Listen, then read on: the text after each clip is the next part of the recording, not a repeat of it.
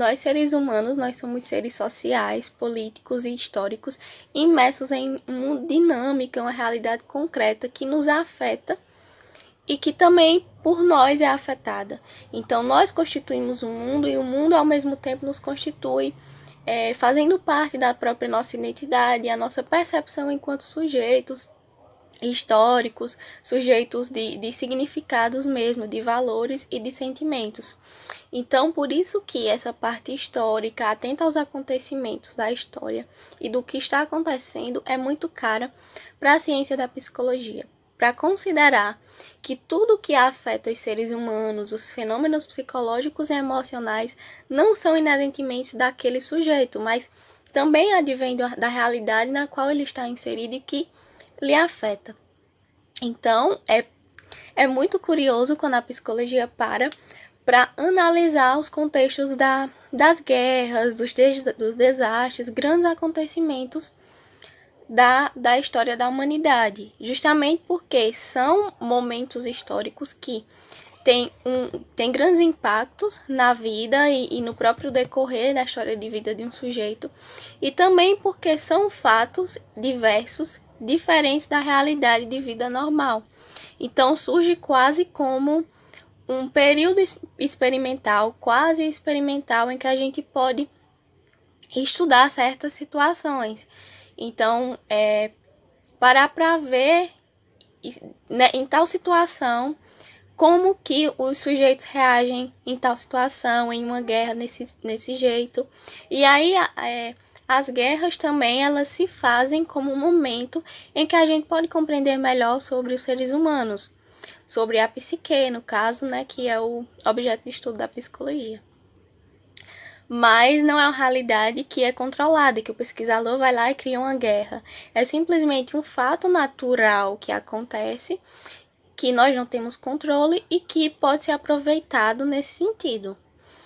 Então, as histórias das guerras, dos grandes acontecimentos na humanidade, se confundem muito com a história da psicologia, que tinha raízes muito filosóficas no seu desenvolvimento, nas suas raízes, eram muito mais para a parte da filosofia.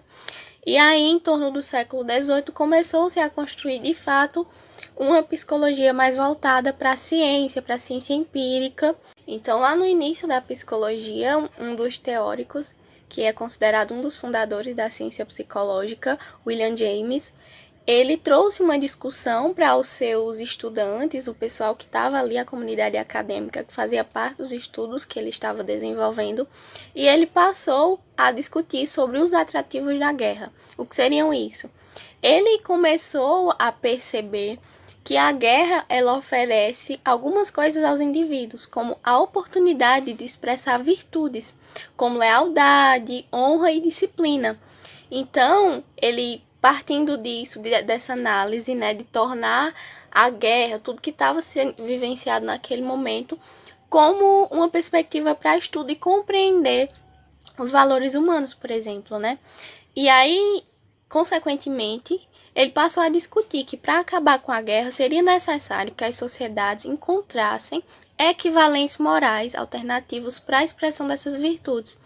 Ou seja, se um dos fatores, né, que facilitava, que favorecia o acontecimento das guerras seria a expressão de virtudes como lealdade, honra e disciplina, o interessante seria buscar, né, buscar outros caminhos de expressão desses mesmos valores que não as guerras.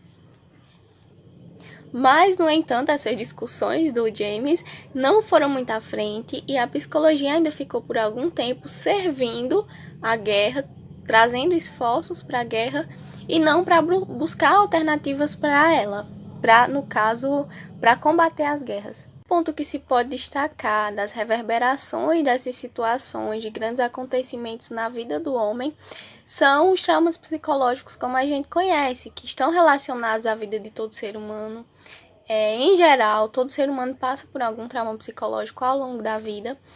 E esse fenômeno, né, esse construto que a psicologia tem tido mais atenção no mundo das pesquisas e das disciplinas. Então, situações de violência, catástrofes e condições de vidas ruins afetam em muito a vida dos indivíduos, direto ou indiretamente. Então, por isso que é importante que a ciência psicológica entenda sobre isso, até para oferecer uma qualidade de vida melhor às pessoas. O que a gente pode tirar sobre essas situações traumáticas é as vivenciadas por dois autores da psicologia, o Kurt Lewin e o Viktor Frankl, que eles vivenciaram a Segunda Guerra Mundial, né, os holocaustos. Eles eram autores judeus. E eles demonstraram que as situações vividas, elas modificam em grande profundidade a forma como esses próprios autores se colocavam e como eles se posicionavam em relação à teoria que eles desenvolviam. A situação vivenciada marca principalmente a forma como eles se põem diante da vida e a relação que eles criam com os estudos, justamente para tratar sobre a vivência de traumas e até propor formas de enfrentar situações traumáticas ou situações de sofrimento. De uma forma geral, a gente pode dizer que eles modificaram a forma de pensar e também mudaram suas perspectivas. No caso do Viktor Frankl, ele já desenvolvia sua teoria antes de estar nos campos de concentração. Então, a situação de estar vivendo um momento traumático, de estar em um campo de concentração, para o Frankl foi, digamos, uma oportunidade, né? Foi uma forma, uma possibilidade dele conseguir confirmar a teoria que ele já tinha elaborado antes de estar vivendo aquela situação. Mas nós podemos considerar os eventos traumáticos como situações ou experiências relacionadas ao perigo de vida, né? No caso, há um risco grande de morte. Há umas situações que ponham em risco a nossa integridade e não só a nossa, mas também de outras pessoas, que geram medo e que nos tira de um âmbito de conforto, né? E aí o trauma vai constituir um fator estressor externo que tem um impacto muito grande no nosso bem-estar, na nossa preocupação e que nos desestabiliza. Como situações de combate, atos de terrorismo, desastres naturais, enfim, são situações que exigem de nós uma carga emocional muito grande, também mecanismos de defesas enormes e que o corpo realmente fica alerta. Então não é uma questão só do pensamento, é uma questão biológica realmente, porque nós tendemos a procurar aquilo que é melhor para a nossa vida, né? Nosso corpo é programado justamente para autopreservação, para a preservação da vida. Então, esses eventos que são de risco, que ponham em risco a nossa integridade, é um fator que não é só da sua preocupação, mas do próprio reajuste do seu corpo em combater esses eventos estressores. Então, se é um risco, o próprio corpo liga um alerta, que no caso o estresse, para tentar se defender desses eventos. Conseguimos observar que nessas situações estressantes, os comportamentos adequados ao espaço e ao contexto sociais, eles são alterados por comportamentos associados, por exemplo, à desorientação do tempo e no espaço, à incapacidade de articular as palavras e frases complexas, o choro, que são comportamentos mais orientados para a sobrevivência. Então, naquele momento, a preocupação biológica não é de parar para pensar naquilo, é justamente de garantir a sobrevivência. Holocausto foi o genocídio e assassinato em massa de cerca de 6 milhões de judeus durante a Segunda Guerra Mundial, no maior genocídio do século XX, através de um programa sistemático de extermínio étnico patrocinado pelo Estado nazista, liderado por Adolf Hitler e pelo Partido Nazista, e que ocorreu em todo o Terceiro Reich e nos territórios ocupados pelos alemães. Durante a guerra, dos 9 milhões de judeus que residiam na Europa antes do Holocausto, cerca de 2/3 foram mortos, mais de 1 milhão de crianças, 2 milhões de mulheres e 3 milhões de homens judeus morreram durante o período. Linha do tempo do Holocausto. Em 1924, Hitler escreve seu único livro, Mein Kampf, Minha Luta, quando esteve preso. A obra se torna a Bíblia do nacionalsocialismo e as vendas do livro explodiram em 1933, quando ele sobe ao poder. Em 1933, em 30 de janeiro, Paul von Hindenburg, presidente da Alemanha, nomeia Hitler para o cargo de chanceler do Reich, incumbindo-o de formar um novo governo. O Partido Nazista chega ao poder. Na noite do dia 27 de fevereiro, um incêndio criminoso destrói o Reichstag, o parlamento alemão, em Berlim. O jovem comunista holandês Marinus van der Lubbe será condenado à morte pelo crime. na verdade, praticado pelos nazistas. Em 1934, em 30 de junho, ocorre a Noite das Facas Longas, quando as tropas da SS, comandadas por Himmler, assassinam o general Ernst Röhm, chefe da SA, e cerca de 1,2 mil correligionários seus, com a aprovação de Hitler. Poucas semanas depois, morre o presidente Hindenburg, e Hitler se proclama chanceler e presidente plenipotenciário da Alemanha, o Führer. Em 1935, começam os afastamentos e proibições de certos trabalhos e judeus. Victor Klemperer, por exemplo, é afastado do serviço público por ser judeu no contexto de purificação nazista do Estado alemão.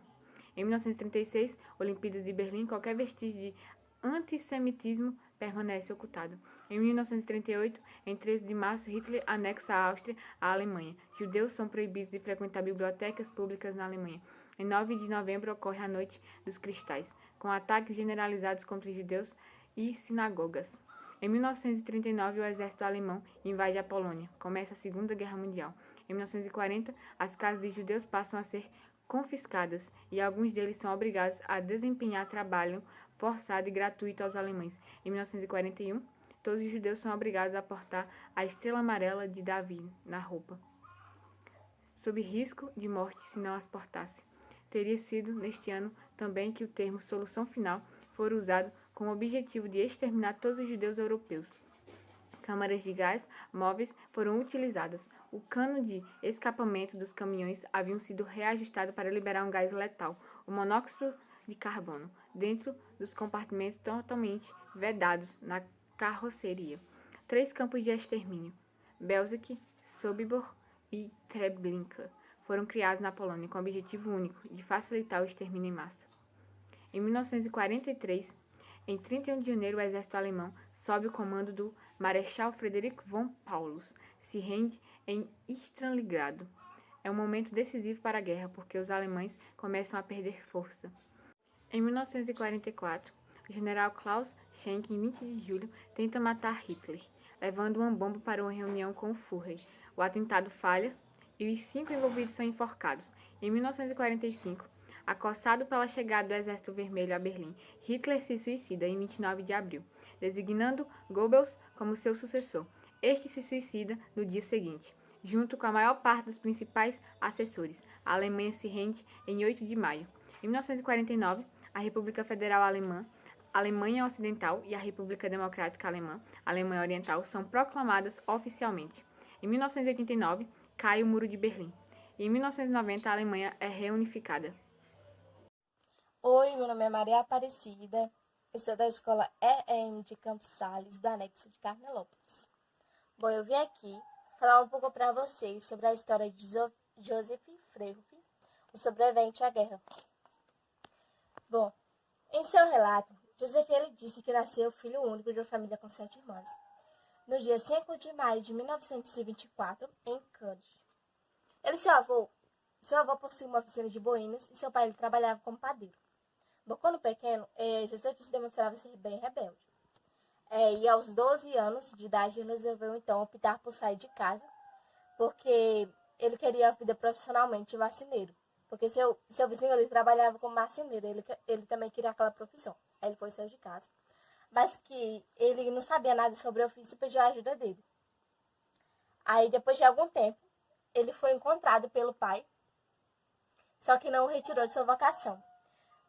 Aí no seu relato, Joseph ele relatava que em 1939 os judeus eles estariam sendo perseguidos. Onde Joseph ele trabalhava como mensageiro, ele levava cartas para todo o exército. Como eles estavam em meio a um desastre, Joseph sempre foi alertado por sua mãe que talvez ele chegasse morto e não vivo de volta para eles. Ele tinha muito medo, sabe? Aí ele seguiu o rumo dele, que ele foi chamado para a guerra, para fazer parte do exército. Aí ele aceitou. Aí ele tinha que aceitar, né? Aí a morte para ele era quase que uma certeza, que estava perto. Aí ele resolveu então se despedir da família, porque ele não sabia. Talvez aquela fosse a última vez que ele fosse vê-los. Mas no final de tudo acabou, quando a guerra acabou, quando as mortes acabaram, e eles foram os únicos sobreviventes, ele e seu tio, porque seu tio também estava na guerra, então ele teve meio que um apoio ali. Aí seu nome e seus tios, eles foram então incluídos na lista de Schindler, onde foram levados a uma fábrica em Brandt, onde trabalharam o que seria o começo de novas vidas para eles, né? Novas vidas. Bom, no centro de concentração, Joseph ele relatava como era a sua vida diária, como eram os afazeres dele, como era que fazia as necessidades, tudo ele explicava direitinho. Aí, ele relatava como era a sua rotina, né, esses afazeres. Comportamentos que se destacam nesse momento do ataque que os sobreviventes relataram é a perda da consciência, a falta de julgamentos claros no momento e de tomada de decisão certas e seguras. Naquele momento ali, imediatamente, a situação é experienciada.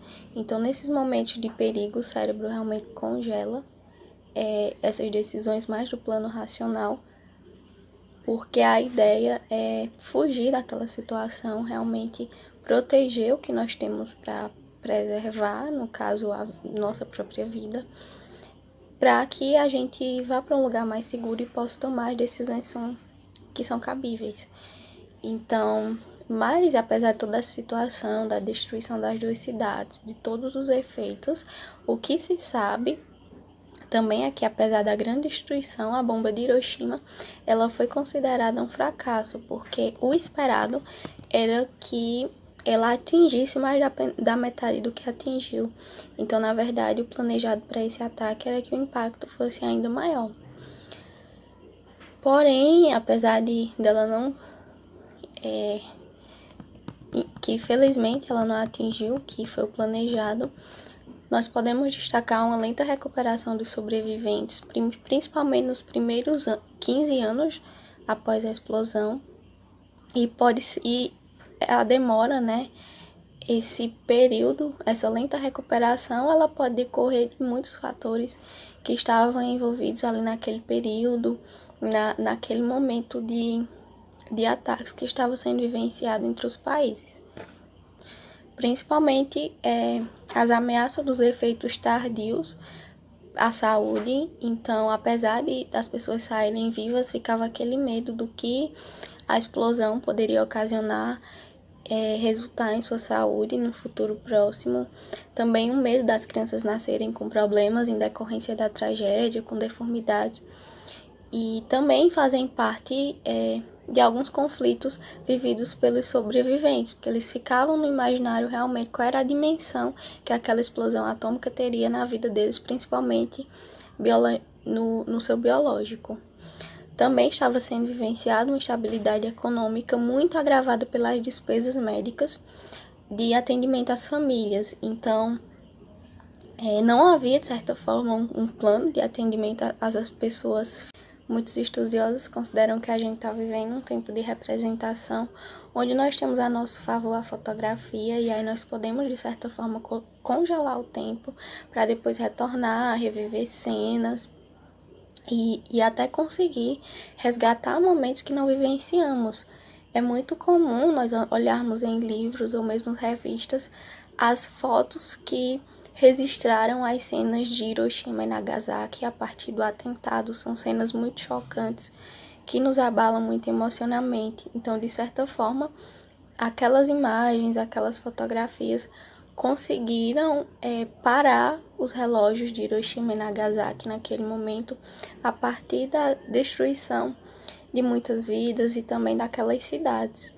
De certa forma, se desestruturou o tempo e a matéria daquele momento. Naquele dia do 6 de agosto de 1945, durante o dia onde muitos estavam trabalhando. Só de olhar as imagens nós conseguimos sentir as cenas de horror, de insanidade, de fome, de guerra, de desamparo, de desumanização mesmo.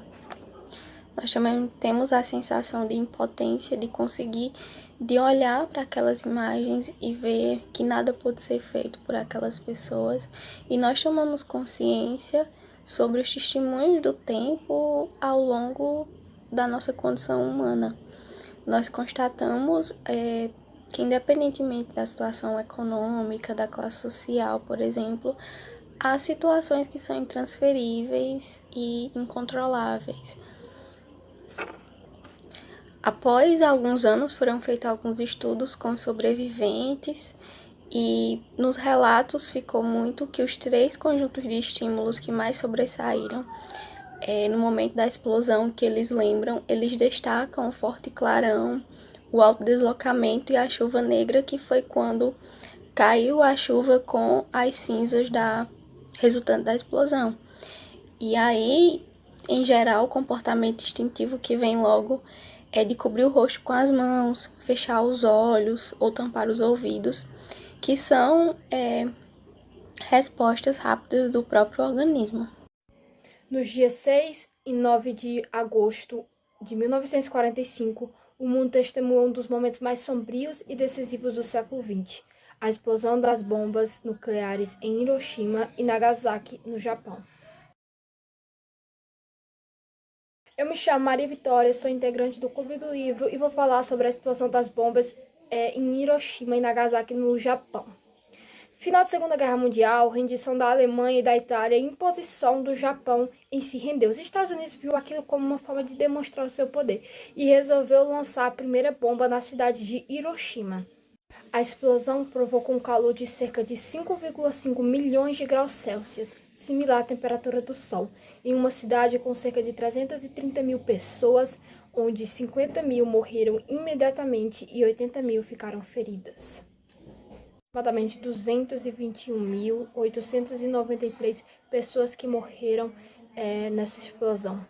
Além dos problemas a longo prazo na saúde, que após a explosão ocorreu a chuva de uma substância de cor escura que a população, sem ter conhecimento sobre aquilo, acabou ingerindo e gerando o mal que hoje conhecemos como a necrose. Os japoneses, de não se renderem, os Estados Unidos resolvem lançar outra bomba no território, agora o alvo sendo a cidade de Nagasaki, trazendo outra vez consequências desumanas para a população, para a cidade no todo.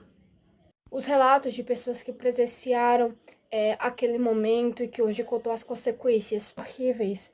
A história de Takashi Morita, que foi um dos sobreviventes da explosão de Hiroshima e Nagasaki, relata o horror que foi presenciar e passar aquela explosão. E fica o questionamento: será que não poderia ter sido evitada a morte de milhares de inocentes, de milhares de vítimas?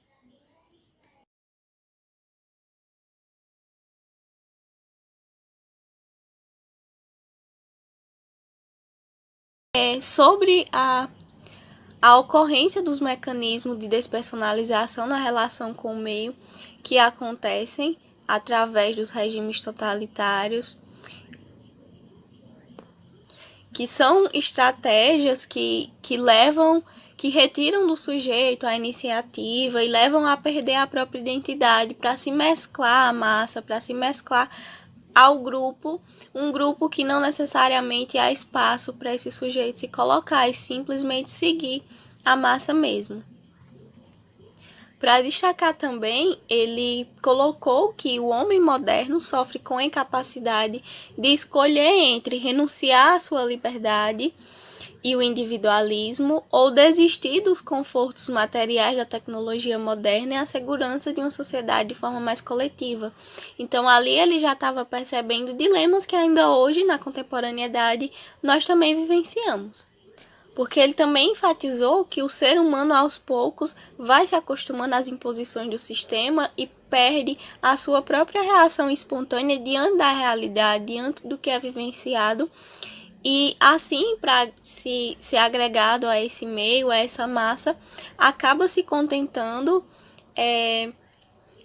contendo a espontaneidade do reagir e vai se tornando mais fraca pelo desuso à sua própria identidade. Ele também colocou que as representações do trauma variam conforme o destino que a pessoa dá à experiência vivenciada. Porque mesmo se deparando com situações difíceis de serem enfrentadas, esses 3 autores já citados, eles encontraram algum sentido em suas vivências e inclusive produziram teorias ou reafirmaram suas teorias pré-existentes a partir de tais experiências. Então, de algo aquilo resulta em alguma coisa que até pode ser utilizável para a humanidade em geral. Em 1949, após a vitória do Partido Comunista Chinês contra Kuomintang, Mao Tse-tung sobe ao poder, iniciando seus piores projetos, como a coletivização forçada, o Grande Salto à Frente e a Revolução Cultural. Com a coletivização forçada, a China ficou dividida em colônias agrárias e colônias industriais, onde o Estado controlava tudo, o trabalho, a produção e até a vida pessoal dos chineses. Tudo isso para o grande salto à frente. E meus amigos, se vocês acham que tá ruim, vai ficar pior. Os trabalhadores eram explorados e ganhavam quase nada, para não haver acúmulo de capital. Muitos morreram de fome ou excesso de trabalho. Tudo o que era produzido ficava em posse do governo, depois era distribuído para a população, havendo racionamento de comida para idosos, doentes e deficientes. Após a China romper com a União Soviética, Mao saiu do poder, mas continuou como chefe do PCC. Depois de sua saída, alguns princípios capitalistas voltaram, como a propriedade privada. Em 1966, Mao voltou ao comando da China, agora com a Revolução Cultural, com o objetivo de eliminar de vez qualquer pensamento burguês. Tudo o que não condizia com sua política socialista era censurado e qualquer notícia era controlada. Então foi criado o Livro Vermelho, onde continham citações e pensamentos de Mao. A leitura era obrigatória e feita diariamente em escolas e locais de trabalho. O Exército Vermelho, outra medida adotada, eram grupos espalhados pela China, compostos por camponeses, estudantes, partidários e militares, que perseguiam intelectuais, professores, cidadãos e partidários que eram contra o governo de Mao. Só teve fim com sua morte em 1976. Após essa era, foi feita a abertura econômica do país ao capitalismo. No livro 15, da escritora cearense Raquel de Queiroz, foi retratada algumas cenas da seca de 1915 ocorrida no Ceará. No livro mostra a história de Chico Bento, que teve que sair do interior do Ceará para ir à Fortaleza, juntamente com sua família, a pé, devido à seca ter afetado a fazenda em que ele trabalhava e o lugar em que ele vivia.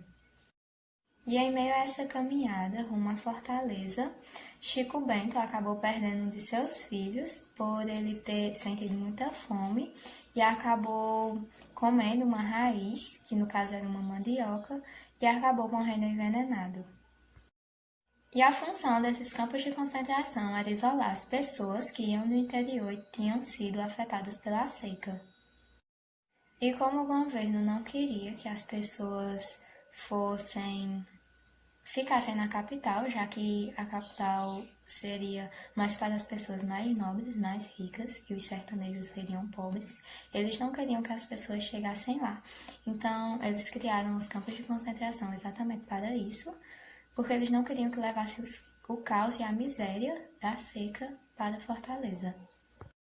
E nesses campos de concentração, que ficavam aos arredores de Fortaleza, aconteceu de muita gente morrer de fome, morrer de doenças e também de fraqueza, pois era muita gente para um espaço pequeno e pouca comida. Então, pode-se concluir que essa seca é um recorte histórico da humanidade que levou à morte de muitas pessoas, infelizmente. Na música Asa Branca, de Luiz Gonzaga, diz assim: que braseiro, que fornaia, nenhum pé de plantação, por falta d'água perdi meu gado, morreu de sede meu alazão. Nesse sentido, a gente pode ver que essa música, Asa Branca, ela retrata também uma seca já ocorrida no Nordeste. Porém, é um pouco longe da seca de 1915, já que a seca de 1915 não morreu apenas o gado, mas também morreu pessoas.